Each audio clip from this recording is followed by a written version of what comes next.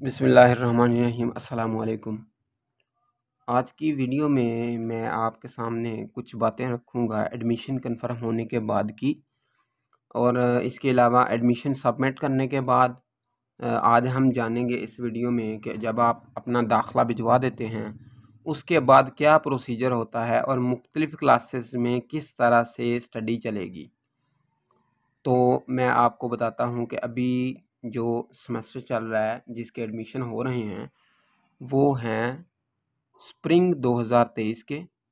तो अभी जो स्प्रिंग 2023 के एडमिशन चल रहे हैं और आप एडमिशन ले रहे हैं, चाहे आप फ्रेश स्टूडेंट हैं चाहे कंटिन्यू स्टूडेंट हैं। आप फ्रेश स्टूडेंट हैं तो जैसा कि आपको पता है कि ऑनलाइन फॉर्म सबमिट करने के बाद जैसे आप सबमिट कर देते हैं तो इस तरह का ऑप्शन आ जाता है।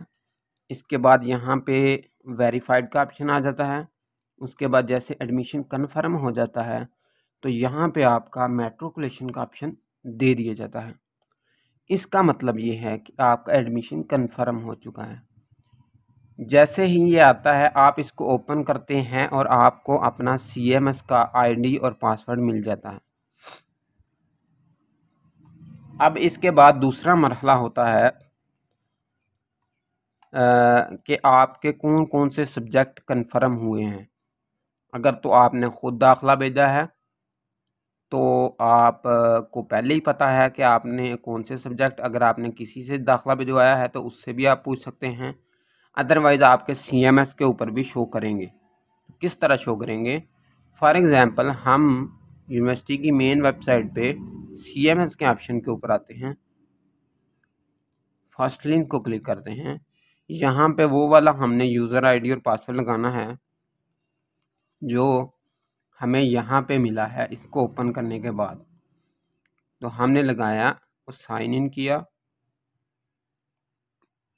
उसके बाद हमारे पास इस तरह का इंटरफेस आ गया। उसके बाद हमने देखा कि एकेडमिक रिकॉर्ड में हमारी बुक्स जो होनी चाहिए। पहले जो यूनिवर्सिटी का सिस्टम था उसमें 45 डेज़ में एडमिशन कन्फर्म होते थे। अभी तो यूनिवर्सिटी उसी वक्त ही आपको तकरीबन 1-2 दिन, 5 दिन या 1 हफ़्ते के अंदर अंदर ही एडमिशन कन्फर्म भी कर देती है और आपके डॉक्यूमेंट्स तो उसी वक्त वेरीफाई हो जाते हैं। जैसे ही फ़ीस आप जमा करवाते हैं उसके बाद अगर ऑब्जेक्शन लगना हो तो वो ऑब्जेक्शन की सूरत में आपसे ऑब्जेक्शन क्लियर करवाने के बाद उसको वेरीफाई कर देते हैं। अब दूसरा मरहला आ गया है कि आपने इसके बाद क्या करना होता है। एकेडमिक रिकॉर्ड में अगर आपके सब्जेक्ट शो नहीं कर रहे तो आप मेलिंग बुक्स ट्रैकिंग में देखेंगे, यहाँ पे भी आपके जो सब्जेक्ट हैं वो कोर्स कोड यहाँ पे लिस्टेड होंगे। तो इससे भी पता चलता है कि आपके ये कोड रखे गए हैं। तो इसके बाद इसके अलावा आप जैसे ट्यूटर्स शो होने शुरू हो जाते हैं तो आपके ट्यूटर्स की जगह पे भी जो है ना वो आपके सब्जेक्ट शो हो जाते हैं। इस तरह आपके ये सब्जेक्ट आपको पता चल जाते हैं। CMS का पोर्टल ओपन होना ज़रूरी है क्योंकि यहाँ पे आपकी सारी जो प्रोग्राम की डिटेल है वो शो होगी।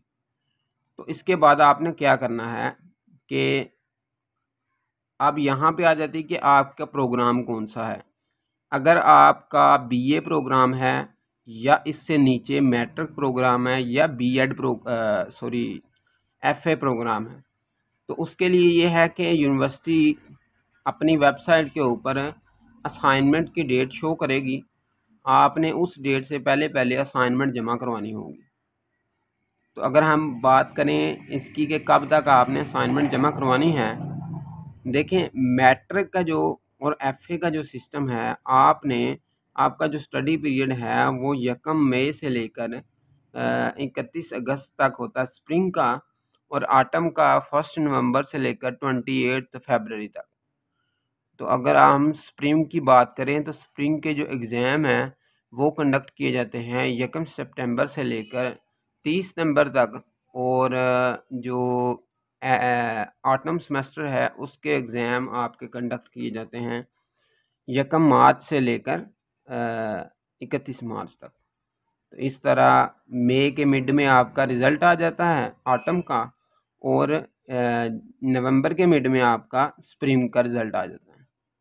इसके बाद अगर हम BA, BS, BEd, MA, MSc की बात करें तो इनका जो बुक्स का शेड्यूल है वो ये है कि आपकी 16 अप्रैल से लेकर 15 जून तक आपकी बुक्स आएंगी और स्प्रिंग का। और अगर आटम की बात करें तो 16 अक्टूबर से लेकर 15 दिसंबर तक आपका जो बुक्स हैं वो आपको पहुंच जाएंगी।